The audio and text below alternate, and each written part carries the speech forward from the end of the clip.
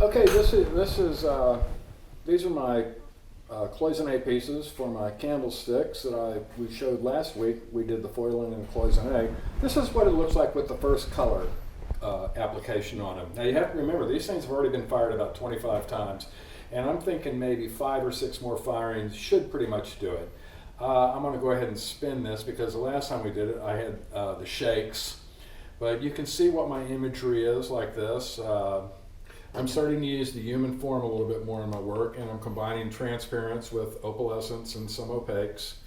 And I'm just going to turn this thing around so you can see bricks, different color. I'm not really going for a whole lot of different colors in the transparents. Basically a hot colors, you know, autumn colors in it. So this is going all the way around at one time. You can see everything there. I'm going to take this one off now, and I'm going to put my second one. There's going to be 2 of these in a set of the candlesticks. This one I really like what's happening right here.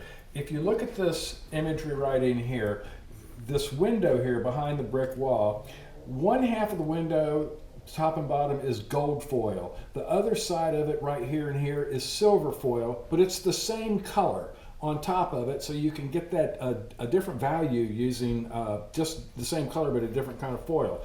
I think I'm using an N91 Nina Maya and then an old Shower 1710 light gray. Over here on my little stained glass pieces, I foiled it first and put the red on top of it, but with reds in small spaces like this, they're not going to jump out and have that pop. So what I've done here is I've given it a second layer of foil, so it's going to bring the color, when I put it on, closer to the top, and it'll give it that really brilliant color that I'm looking for. Once again, predominant color is pretty much black. And my black and white tile floor, and the windows here. The windows, again, same color, the gray on top of gold foil, which really works for me like that. Okay, take this one down. Here's another one. Just going to start it right here, and it's plants. Gallatin Street is a street in New Orleans. It used to be where in the turn of the century where all the prostitutes and the really bad area of town. So I kind of gravitate toward that kind of stuff. So anyway, here's another railing, trees, another figure of a woman on a red carpet. I got the idea of the stone wall here when I was in Cornwall last year, and then there's another stairway going up to it. And here's another person leaning against a wall and a window or something. And that goes around here, so I'll take that one down. And the final one. I'm going to start off with a big pot. I like the idea of using these opalescent oranges against that transparent. It really jumps. So I've used 3 or 4 different 209, 210, 211, and maybe one more, I'm not sure. So I've got this going on around here. Another gray. I'm using an old Shower charcoal gray to kind of go just a little bit of subtlety to go against that black that's on everything else.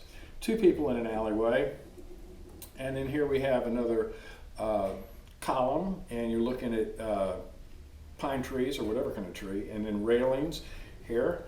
And here, this is the only part right here that has not been colored at least one time because I haven't figured out what color I want to use. But here we have another pot. Limbs, and then goes all the way around here until you have another same color pot like that. So this is it. I will go ahead and finish up the coloring. I'll probably do like 3 or 4 more layers of color on here, and then I will sand it down. So when I see you again in a few days, we will have done all of the coloring and done the initial sanding of all the cloisons. So stay tuned.